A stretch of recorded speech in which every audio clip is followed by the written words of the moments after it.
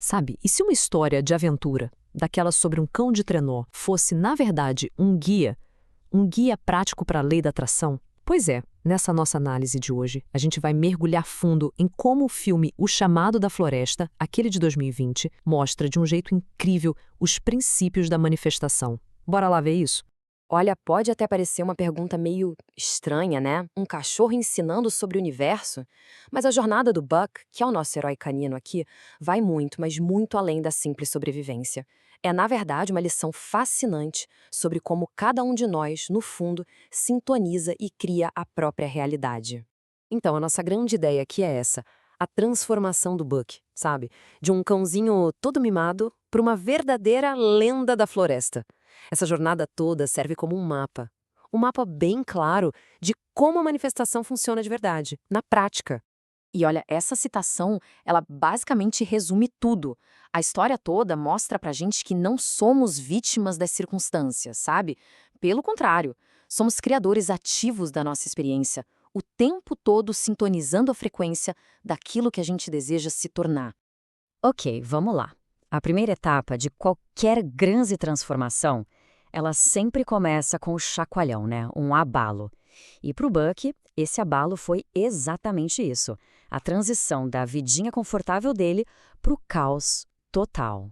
Pra quem não lembra, a história começa na Califórnia. E o Buck vivia num estado de pura complacência. Era confortável, claro, mas sem propósito nenhum. Ele recebia tudo de mão beijada, sem esforço, só que não tinha um motivo real para existir. Se a gente for pensar na lei da atração, ele estava ali numa frequência de receber as coisas passivamente, sabe, sem direção alguma. E aí vem a virada. O sequestro dele para o Yukon, isso representa o que a gente chama de princípio universal do contraste. A vida simplesmente arrancou ele do piloto automático. Aquele conforto todo da Califórnia foi trocado pela brutalidade do Yukon. E é justamente nesse caos que o instinto verdadeiro dele finalmente começa a despertar. Então, o ponto crucial é esse, e é muito importante. O contraste não é uma punição, de jeito nenhum. Ele é o catalisador. Foi preciso tirar o Bug daquele ambiente que o limitava, que o mantinha pequeno, para que ele pudesse sentir aquele desejo ardente por algo mais, por liberdade, por um propósito maior.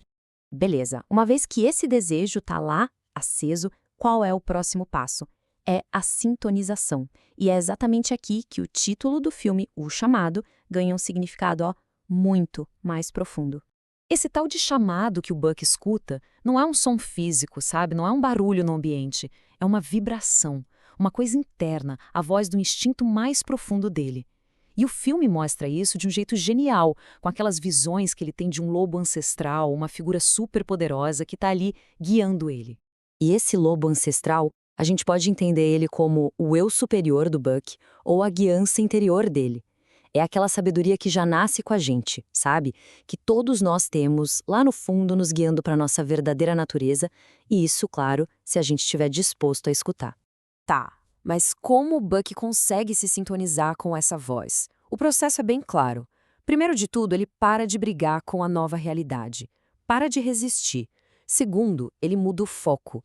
Em vez de pensar no que perdeu, ele foca em quem ele está se tornando. E terceiro, ele começa a agir a partir dos instintos. E a cada decisão, ele fica mais forte.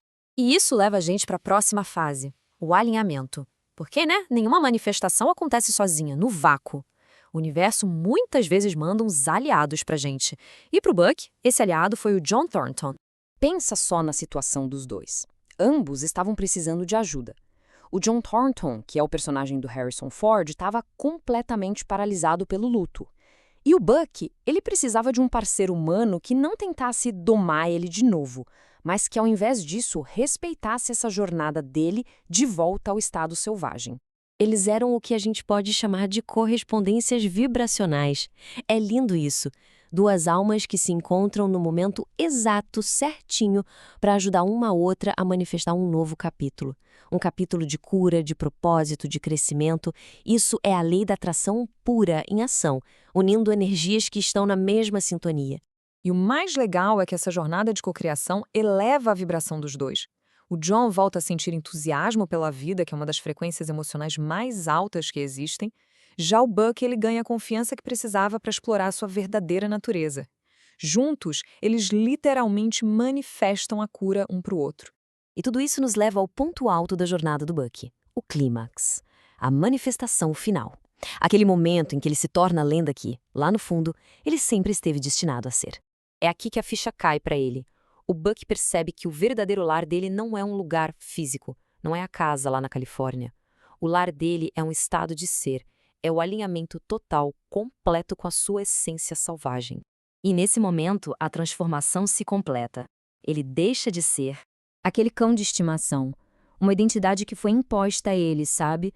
Pela civilização, pelas regras dos outros, para finalmente, enfim, se tornar o lobo fantasma, uma lenda. E repara bem, ele não só entra para uma matilha, ele se torna o líder, a manifestação completa daquele chamado que ele ouviu desde o começo.